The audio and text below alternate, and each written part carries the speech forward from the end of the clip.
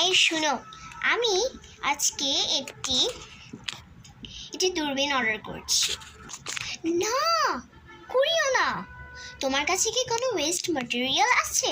হ্যাঁ আছে, এই নাও এটা। হ্যাঁ দাও দাও, এটা দিয়ে আজকে আমি 10 সেকেন্ডে দূরবীন বানিয়ে ফেলবো। তো চলো গাইস, আমরা সবাই মিলে দূরবীন বানাই। তো গাইস চলুন বানানো যায়। তো সবার আগে আমরা নিয়ে নিব এই রোলটা।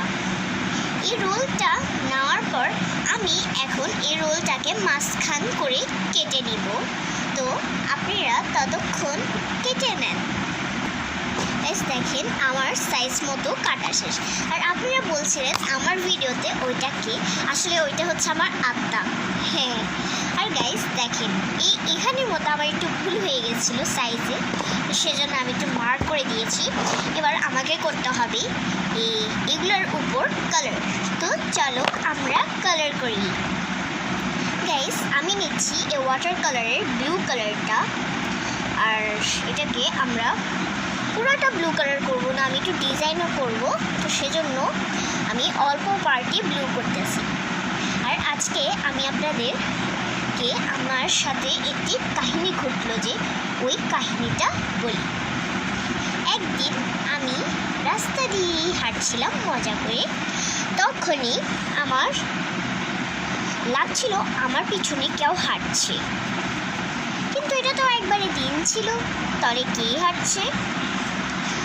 তারপর আমি ভাবতে ভাবতে ভাবতে ভাবতে যাচ্ছিলাম, আমার পিছনে এটা কে হাঁটছে, আমার তো লাগতেছে ভূত নাকি, কিন্তু আসলে ওইটা তো আমার ভাই ছিল।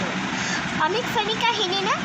আর গাইস এত আওয়াজ কেন আসতেছে, কারণ কি আমার রুমে আমি ফ্যান চালিয়ে রাখছি, তাই ফ্যান চালিয়ে রাখার কারণে এটা পুরাটা রুমটা অনেক আওয়াজ করতেছে। তো আপনারা আওয়াজটাকে ইগনোর করেন আর আমার কথাগুলো শুনেন। আর গাইস আমার কিন্তু ভূতের গল্প অনেক ভালো লাগে।